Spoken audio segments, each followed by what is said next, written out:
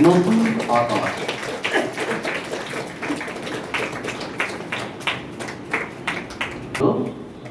পত্রিকা, আপনারা একটু করতালি দিয়ে এই মুহূর্তটিকে অভিনন্দিত করুন। আমরা আশা করব এই পত্রিকা থেকে আপনারা কবি শেখ ইসরাইল সম্পর্কে আরো অনেক তথ্য, অনেক কথা আপনারা জানতে পারবেন এবং একটি সাহিত্যের ভিন্নতর ধারা এই পত্রিকাটি বহন করবে। আগামী দিনে এই পত্রিকাতে আপনারা আরো লিখবেন, এই পত্রিকার শ্রীবৃদ্ধি কামনা করছি। এখানে উপস্থিত হয়েছি,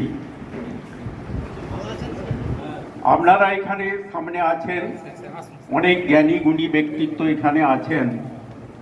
আমি যথাযোগ্য স্থানে আমার শ্রদ্ধা নিবেদন করছি। সময় খুব অল্প,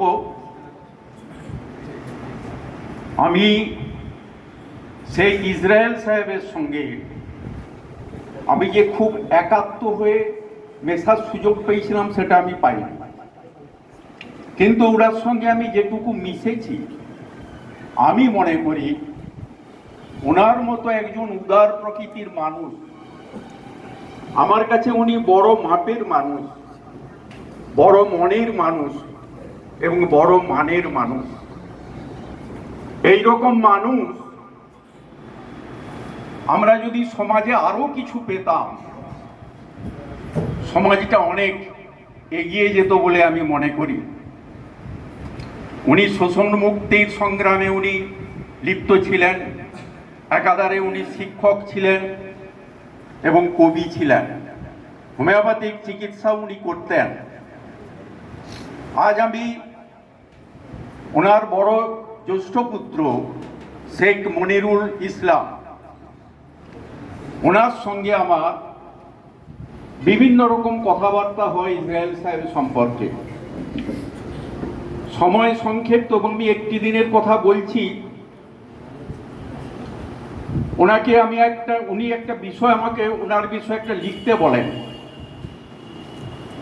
জানি না সেই লেখাটা এখানে স্থান পেয়েছে কিনা। স্থান পেয়েছে। আমি ওনার সঙ্গে মিশে যেটুকু পেয়েছিলাম, আমাকে যখন লেখার দায়িত্বটা দেওয়া হয়, আমি ওনার স্কুল কুয়া স্কুলে আমি গেছি। সেখানে আমি শিক্ষক মহাশয়দের সঙ্গে, ওনার খুব অভাব ছিল, প্রচুর দারিদ্র ওনার ছিল, যেটা আমি ওনাদের কাছে জানতে পারলাম। প্রতি মাসে বেতন পাওয়ার পর প্রত্যেকের কাছে কিছু না কিছু, প্রায় অধিকাংশ শিক্ষকের কাছে উনি দেনা করতেন।